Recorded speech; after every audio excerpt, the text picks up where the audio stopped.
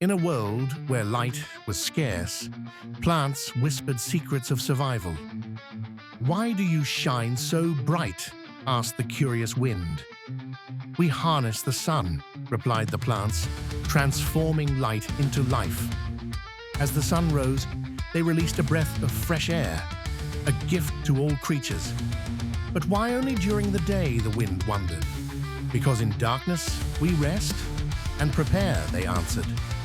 This cycle of giving and resting inspired all to find balance. "Let us breathe together," the wind declared. And so, harmony was born. Hit the like button, subscribe, and leave a comment to support us.